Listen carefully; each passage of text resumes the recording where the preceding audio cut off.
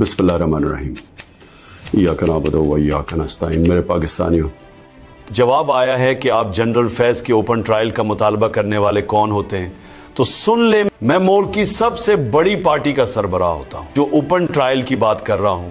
आप इतना बड़ा इल्ज़ाम लगा रहे हैं कि फैज से मिलकर 9 मई की साजिश की। मैंने ज़ीरो से पार्टी शुरू की और 28 साल से आइन के अंदर रहकर जदोजहद कर रहा हूं। अगर 9 मई में फैज हमीद मुलावसा, तो आप ओपन ट्रायल करें। यह ना मिलिट्री का इशू है, ना ही सीक्रेट इंटरनेशनल इशू है। अगर हमूद रहमान रिपोर्ट पर अमल होता तो आज मुल्क में जमहूरियत होती। ओपन ट्रायल से मुल्क का वही फ़ायदा होगा जो हमूद रहमान रिपोर्ट पर अमल दरामद करने से होता।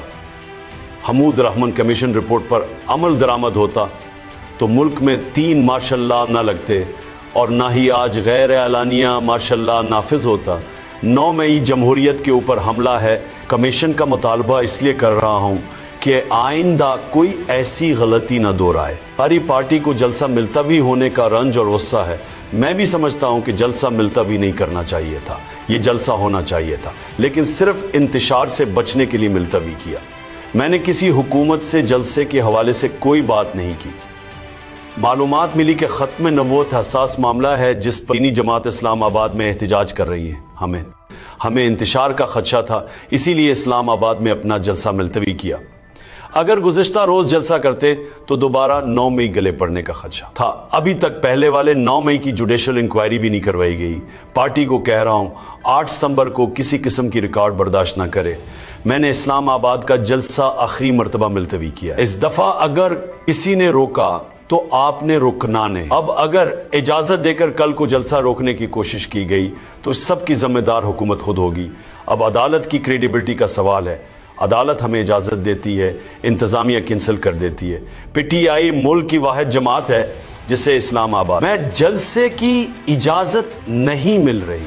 नवाज शरीफ का बेग पैक है, वो लंदन के लिए तैयार है, सिर्फ ज़रूरी सामान उठाना है।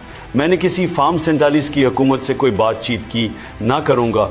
भी उनको खदशा होता है कि पीटीआई की इस्टेब्लिशमेंट से कोई बात हुई है तो इनको फौरी तौर पर 9 मई का फॉल्स फ्लैग ऑपरेशन याद आ जाता है। ये सब चीफ जस्टिस फाइज ऐसा की एक्सटेंशन के लिए हो रहा है।